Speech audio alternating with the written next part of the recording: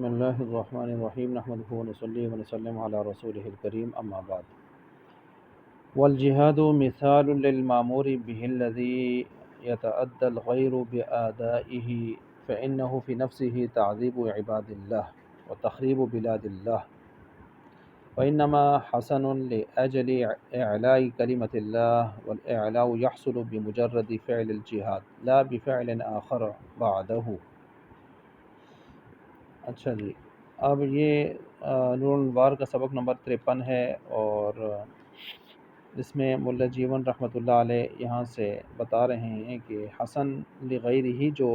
اس کی 3 قسمیں تھیں، ان کی 3 قسموں کے جو یہاں پر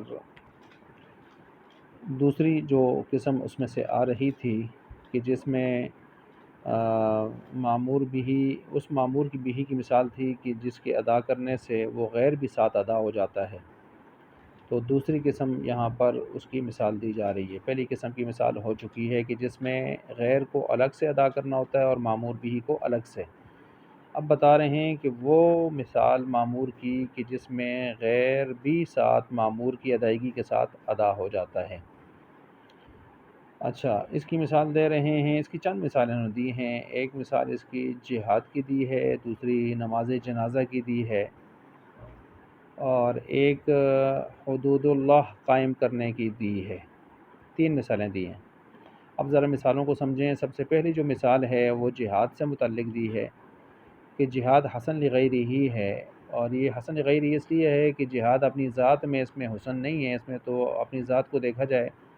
تو گویا اللہ کے بندوں کو، کافر بھی تو اللہ کے بندے ہیں، ان کو گویا عذاب میں، مشقت میں ڈالنا ہوتا ہے، پریشانی میں ڈالنا ہوتا ہے، ان کی آباد کردہ بستیوں کو گویا ویران کرنا ہے۔ بظاہر لوٹ مار ہے، قتل و غارت گری ہے اور مار داڑ، یہ چیزیں اس میں آ رہی ہیں، تو بظاہر تو اس میں حسن نہیں ہے، مگر چونکہ اس میں اللہ تعالیٰ کے کلمے کو بلند کرنا مقصد ہوتا ہے، الہی کلمت اللہ مقصد ہوتا ہے، اور الہی کلمت اللہ بہت زبردست چیز ہے، اچھی چیز ہے، تو اس کی وجہ اس کے حسن ہونے کی وجہ سے اس کے جہاد کے اندر بھی حسن آ جاتا ہے، تو یہ حسن غیری ہی ہو جاتا ہے۔ اور الہی کلمت اللہ چونکہ ایک فعل ہے، ایسا فعل ہے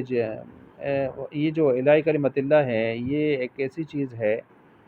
کہ جو خود فعل جہاد سے ہی حاصل ہو جاتا ہے، یعنی جب آدمی جہاد کرتا ہے تو جہاد کے ساتھ ہی جیسے جیسے کفر ٹوٹتا ہے تو اسلام غالب ہوتا چلا جاتا ہے اور الہی کلمت اللہ خود بخود ہوتا جاتا ہے۔ گویا ایک ہی عمل میں دونوں کام ہو رہے ہوتے ہیں، جہاد کے ساتھ ساتھ ہی الہی کلمت اللہ جس کی وجہ سے حسن آیا ہے جہاد میں، وہ بھی ساتھ ساتھ ادا ہو رہا ہوتا ہے۔ اس کو کہتے ہیں یتعدی بنفس المامور بھی،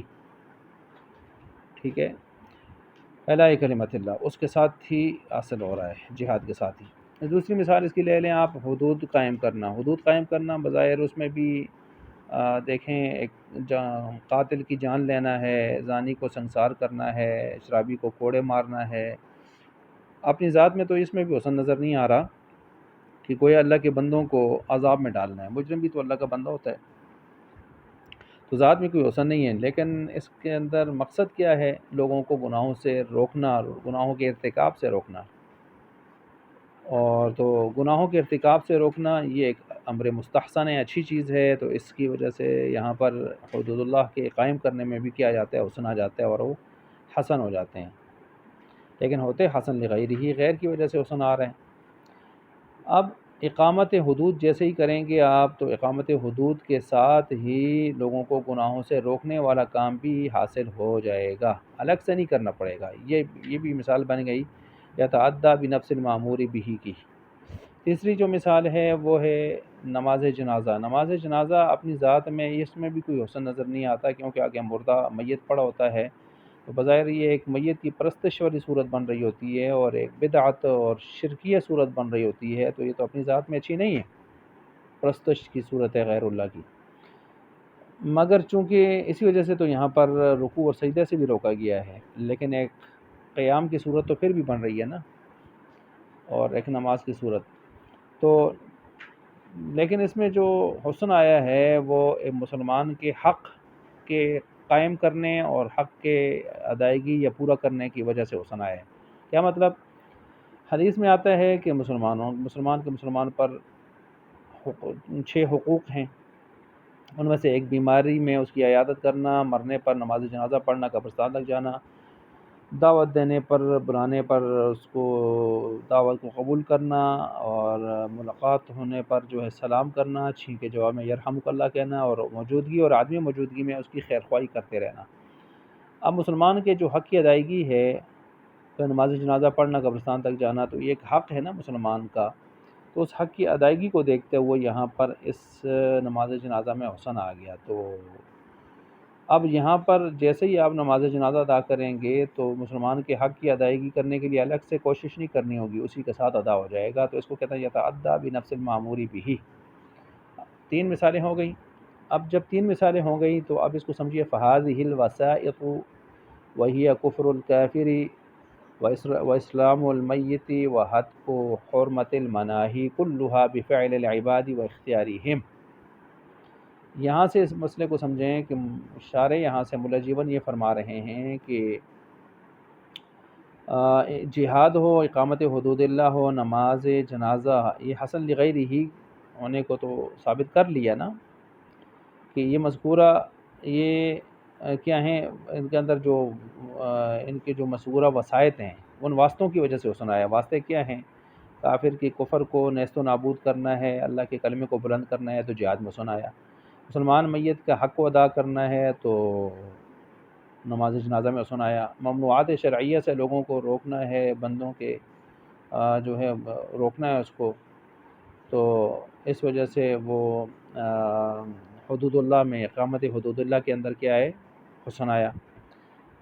اب یہ واسطے جو ہیں نا، جن واسطوں سے حسن آیا، یہ واسطے بندوں کے اختیار میں ہیں۔ آپ کو یاد ہوگا پیچھے حسن لعینہ ہی میں جو واسطے تھے وہ غیر اختیاری تھے،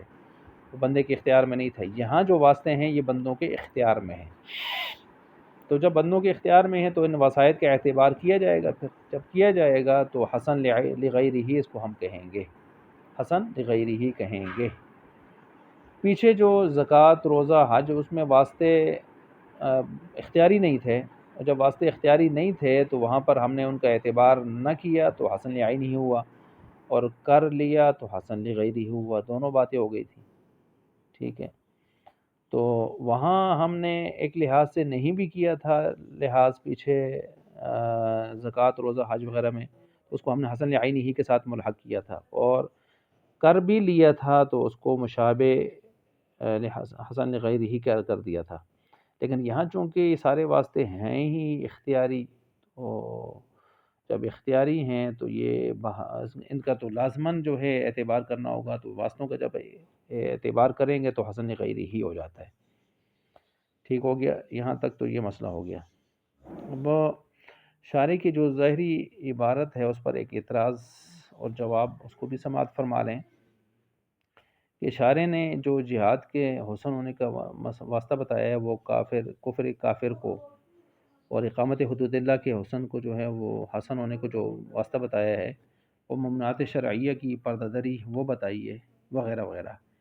ان کو اگر آپ غور کریں تو ان میں سے تو کوئی بھی حسن نہیں بنتا، کافر کا کفر کہاں حسن بنتا ہے، یا ممنوعات شرعیہ کی پردہ دری وغیرہ، یہ چیزیں دیکھیں تو یہ بھی بظاہر حسن تو نہیں بنتی، تو جب خود حسن نہیں بنتی تو ان کی وجہ سے کیسے یہاں پر حسن آ سکتا ہے؟ تو اس کا جواب یہ دے رہے ہیں کہ یہاں مضاف مقدر ہیں، لفظ مقدر ہے یہاں پر، کون سا؟ مثلا مضاف کا اعدام کفر الکافری، کافر کے کفر کو منعدم کرنا، ختم کرنا، وقضاء حق اسلام المیتی، اور مسلمان میت کے حق کو ادا کرنا، والزجر عن حد کی حرمت المناہی، اور جو روکی جانے والی چیزیں ہیں ان کی حرمت، ان کی جو حرمت ہے اس سے روکنا، یعنی ممنوعات شرعیہ کی پردہ دری کرنے سے روکنا، یہ مراد ہوگا۔ اور ظاہر بات ہے جب یہ الفاظ ہم مقدر نکالیں گے تو اس کے بعد یہ اعتراض کسی قسم کا باقی نہیں رہے گا، اور یہ مثال بالکل کیا ہو جائے گی، فٹ ہو جائے گی۔